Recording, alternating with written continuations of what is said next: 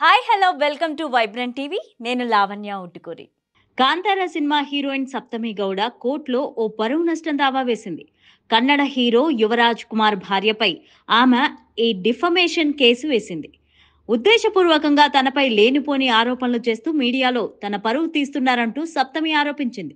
ఈ ఆరోపణల వల్ల తన పరువుకి భంగం వాటిల్లిందని 10 కోట్లకి దావా వేసింది సప్తమి గౌడ.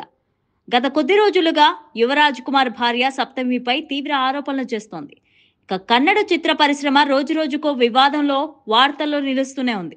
ఇటీవలే స్టార్ హీరో దర్శన్ ఓ హత్య కేసులో అరెస్ట్ కావడం దేశవ్యాప్తంగా సంచలనం క్రియేట్ చేసింది. తాజాగా ఇప్పుడు మరో వివాదం తెరపైకి వచ్చింది. ఇక కన్నడ యంగ్ హీరో యువరాజ్ కుమార్ భార్య శ్రీదేవి భైరప్పపై కాంతారా హీరోయిన్ సప్తమి గౌడ 10 కోట్ల పరువు నష్టం దావా వేసింది. అసలు ఏం జరిగిందంటే, సప్తమి యువపై ఆరోపణలు. కన్నడ స్టార్ హీరో శివరాజ్ కుమార్ సోదరుడి కుమారుడే ఈ యువరాజ్ కుమార్. తాజాగా ఆయన యువ చిత్రంతో హీరోగా పరిచయం అయ్యాడు. ఇందులో సప్తమి గౌడ హీరోయిన్ గా నటించింది. ఈ సినిమాకి మంచి రివ్యూలు కూడా వచ్చాయి. కలెక్షన్ల పరంగా కూడా పర్వాలేదనిపించుకుంది.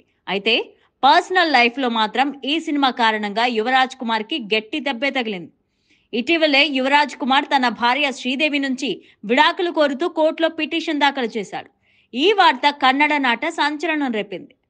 అయితే విడాకుల నోటీసులు పంపిన నాటి నుంచి ఆయన భార్య శ్రీదేవి మీడియాలో సంచలన ఆరోపణలు చేస్తున్నారు.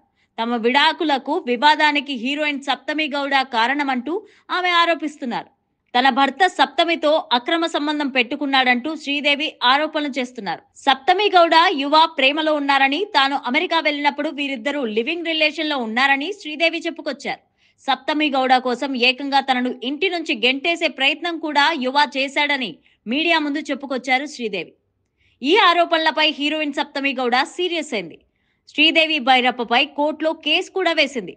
తన పరువుకి నష్టం కలిగించే ఆరోపణలు చేయకూడదని, ఆమెపై చర్యలు తీసుకోవాలని సప్తమి పిటిషన్లో కోరింది.